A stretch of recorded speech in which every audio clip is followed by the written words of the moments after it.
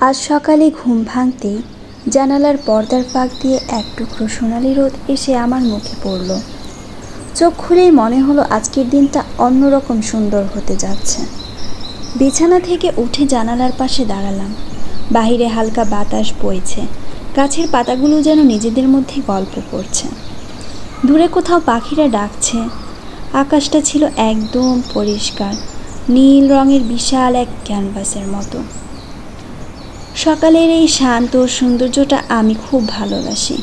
মনে হয় পৃথিবীটা যেন নতুন করে শুরু হয়েছে। এক কাপ চা হাতে নিয়ে বারান্দায় বসে কিছুক্ষণ প্রকৃতিকে দেখছিলাম।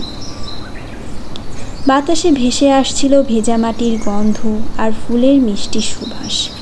চারপাশে সব কিছু এত শান্ত আর সুন্দর ছিল যে মনটা অজান্তেই ভালো হয়ে গেল। আজ কোনো তাড়া ছিল না, কোনো ব্যস্ততা ছিল না, শুধু নিজের মতো করে একটা দিন কাটানোর ইচ্ছা ছিল। হঠাৎ মনে হলো অনেকদিন তো পরিবারের জন্য বিশেষ কিছু রান্না করা হয়নি। ভাবলাম আজ রোস্ট আর পোলাও রান্না করব।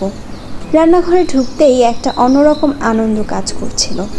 জানালার পাশ দিয়ে আসা সকালের আলো রান্নাঘরটাকে আরও উজ্জ্বল করে তুলেছে। এক এক করে সব উপকরণ বের করলাম। চাল ধোয়া, মশলা গুছিয়ে রাখা, মুরগি ম্যারিনেট করা, প্রতিটি কাজের মাঝেই ছিল ছোট ছোট আনন্দ। রান্না করতে করতে আমার মনে হচ্ছিল জীবন আসলেই এমন।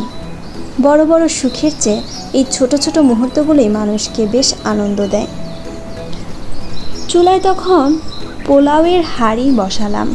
তখন ঘরের ভিতর ধীরে ধীরে সুগন্ধ ছড়িয়ে পড়তে শুরু করলো। কিছুক্ষণ পর রোস্টের মশলার ঘ্রাণও পুরো রান্নাঘর ভরে দিল। আমি রান্না করতে করতে মাঝে মাঝে জানালার বাইরে তাকাচ্ছিলাম। সূর্যের আলো আরও উজ্জ্বল হয়ে উঠেছে। গাছের পাতাগুলো বাতাসে দুলছে। মনে হচ্ছিল প্রকৃতি যেন বাতাসের সাথে এই সুন্দর দিনটা উপভোগ করছে। সাথে আমিও আছি প্রকৃতির। রান্না প্রায় শেষের দিকে। তখন মনে হচ্ছিল এই খাবার শুধু খাবার নয়, এর সঙ্গে মিশে আছে সময়, যত্ন আর ভালোবাসা। অবশেষে রোস্ট আর পোলাও পরিবেশন করলাম। টেবিলের ওপর সাজানো খাবারের দিকে তাকিয়ে মনটা ভরে গেল।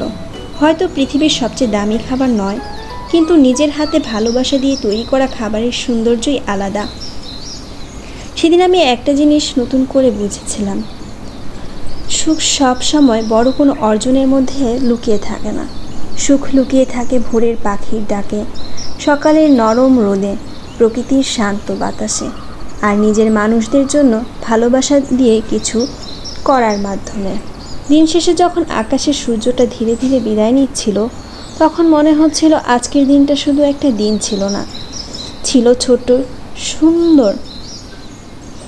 ছোট সুন্দর মুহূর্তে ভরা এক টুকরো স্মৃতি।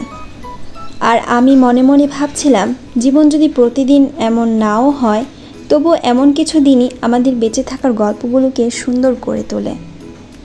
কারণ সুখ অনেক দূরে থাকে না, আমরা শুধু ব্যস্ততার মাঝে তাকে খুঁজে পেতে ভুলে যাই।